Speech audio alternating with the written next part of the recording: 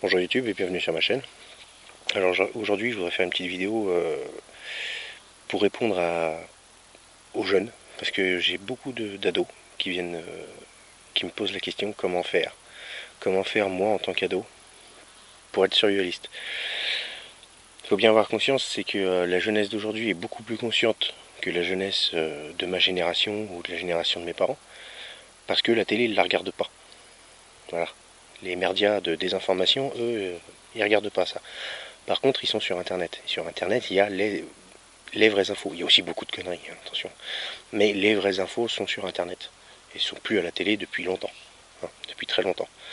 Donc ils sont beaucoup plus conscients que nous, enfin que nous à leur âge, de ce qui se passe. Alors, comment donc vous êtes adolescent, vos parents sont pas réceptifs du tout aux problèmes survivalistes, aux problèmes, à un problème d'effondrement ou ce genre de choses. Vous avez pas un rond, d'accord, parce que vous êtes ado, vous travaillez pas. Comment faire? Bah, il n'y a pas franchement de recette miracle. Il n'y a pas de baguette magique hein, qui fait que se préparer. C'est vrai que ça demande de l'argent, hein, ça a un coût. D'accord, ça pour devenir autonome, il faut l'être déjà soi-même à la base. Par contre, il y a deux trois petites astuces que je peux vous donner. Je vais écrire un article là-dessus sur le blog, donc qui va être posté en même temps. Et au passage, j'invite tout le monde à venir sur le blog et puis à y aller de son petit commentaire parce que j'ai vu que le blog ça commence à tourner un petit peu comme un forum, c'est génial. Ça commence à prendre une belle ampleur. Donc, donc voilà, chacun ira de son petit commentaire et de ses conseils aussi. Alors, tout d'abord, la première chose, il faut savoir présenter les choses à vos parents.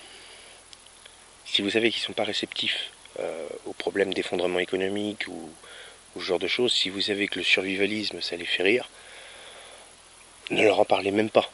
Voilà, présentez-leur la chose différemment. À savoir, par exemple, vous pouvez très bien demander à avoir un chien et à demander à faire des cours de dressage, par exemple. Alors le chien, c'est un outil extra, hein, j'en ai parlé, j'en ai fait une vidéo là-dessus. Compagnie et sécurisation pour la BAD.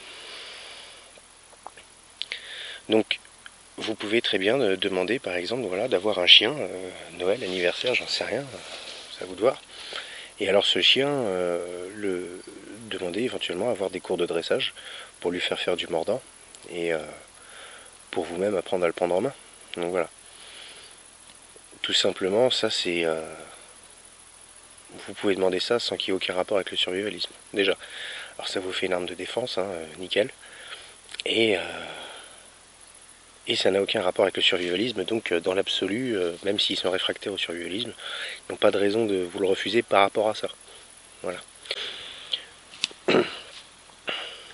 Ensuite, vous pouvez demander par exemple à votre mère, si vous avez la possibilité, c'est de faire un petit potager. Alors pareil, ne pas présenter la chose comme oh, il faut faire un potager parce que demain il va y avoir un effondrement économique et c'est grâce à ça qu'on va manger.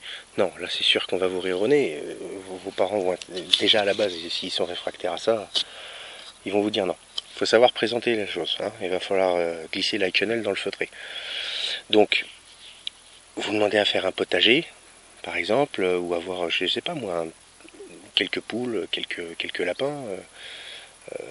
Les poules, là je vais en faire une vidéo là bientôt, d'ici quelques jours. En prétextant que je sais pas moi, c'est pour faire des économies ou ce genre de choses. Vous savez, survivaliste ou pas survivaliste, souvent les parents n'écoutent pas vraiment leurs gosses. Par contre, quand ils entendent le mot faire des économies, là ça tilte. Là tout de suite vous allez capter leur attention. Donc faire un potager, avoir des poules, des lapins pour faire des économies, sans même parler d'autonomie alimentaire. Là les parents seront déjà beaucoup plus réceptifs. Voilà. Et vous pouvez dire que le potager, c'est pour faire quelque chose aussi en commun avec votre mère. Ça vous prend 5 minutes ou 10 minutes par jour. Donc voilà, ça peut vous permettre de faire quelque chose en commun avec votre mère, de faire quelque chose ensemble. Voilà. Elle sera ravie et puis elle va dire oui, automatiquement. Euh, pour tout ce qui va être bushcraft et évacuation, sac d'évacuation, ce genre de choses, ça peut choquer, ça peut vraiment choquer les parents.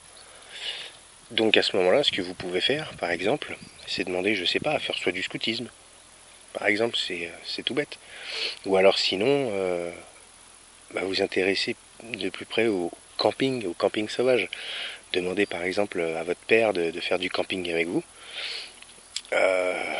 C'est un moyen détourné tout simplement de faire du bushcraft et de légitimer le sac d'évacuation chez vous. C'est pas un sac d'évacuation que vous avez chez vous, c'est un sac avec le matériel de camping bien rangé. Voilà.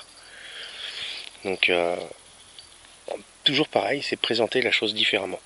Ensuite, au niveau des armes à feu, pareil, si vos parents sont réfractaires à ça, vous dites à votre père, il faut que tu achètes un flingue pour nous défendre au cas où, quand ça va péter. Bon là, c'est sûr que c'est niette. Ce que vous pouvez faire, c'est demander à avoir une activité commune avec votre père. Vous avez envie de faire quelque chose avec lui, c'est du tir sportif.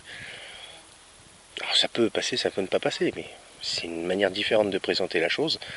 Et alors, le résultat sera exactement le même. Il y aura probablement une 22, mais il y aura une arme à la maison, d'accord, pour faire du tir sportif le dimanche avec papa. Mais en cas de problème, il y a une arme à la maison. Voilà. Qu'on soit bien d'accord, je n'incite pas les ados à acheter des armes à feu. Je dis ça pour ceux qui ont du yaourt entre les oreilles, d'accord, et qui défendent mes propos assez souvent. Attention. Donc voilà. Il y a aussi, je sais pas, peut-être de taxer dans le feutré une petite boîte de conserve ici et là, de temps en temps, quand les parents rentrent de course. Et puis, vous les planquez dans un coin, c'est tout bête, mais ça fait une réserve. Vous n'aurez pas un an de bouffe. Vous n'aurez pas un an de réserve, mais si vous avez ne serait-ce qu'un mois de réserve pour la famille, partant du principe que vos parents, eux, ne font pas du tout de réserve, un mois, c'est toujours ça de prix. Et le jour où il y a besoin, ils seront bien reconnaissants de l'avoir. Donc voilà. Pour résumer, les 2-3 conseils que je vous donne, c'est surtout, le principal, c'est de présenter les choses différemment. Voilà, tout simplement. La plupart du temps, et ça je l'ai déjà dit au niveau du terme survivaliste, tout ça, la plupart du temps c'est les termes qui font peur. C'est les termes. Voilà. Comme le mot survivaliste, c'est un mot à la con qui fait peur. Bon, après, faut bien nommer les choses. C'est comme ça, c'est comme ça. Moi, personnellement, je m'en fous un peu. Mais donc voilà, la plupart du temps, c'est les mots qui font peur, c'est les termes. Et alors, vous ne parlez pas d'un chien pour la défense, vous parlez d'un chien pour la compagnie. Et le dressage, c'est pas pour faire du mordant pour qu'il soit efficace en cas de problème. Non, c'est pour vous apprendre à bien maîtriser le chien parce que c'est dangereux, donc ça vous responsabilise, tout ça, blabla. Enfin voilà, quenelle. Ensuite, pareil, le potager, les poules, les lapins, c'est pas en vue d'être autonome alimentairement, c'est pas en vue d'avoir de quoi manger quand même en cas de crise. Non, c'est pour se rapprocher de la mer, faire une activité en commun, faire des économies, voilà, dans le foyer. Le scoutisme ou alors le camping sauvage, kiff kiff. C'est pas pour faire du bushcraft, c'est pas, voilà, non, c'est pour faire une activité en commun, une activité plein air, c'est toujours plus enrichissant que de rester devant la console ou machin. Et au niveau des armes à feu, c'est exactement la même chose. C'est présenter la chose, ne pas avoir une arme à la maison pour se défendre, mais avoir une arme à la maison pour aller faire du stand, pour aller faire du tir avec papa le dimanche, avoir une activité en commun, se faire plaisir, et voilà. Le résultat est le même, il y a une arme à la maison et en cas de problème, papa pensera à s'en servir. Bon, voilà.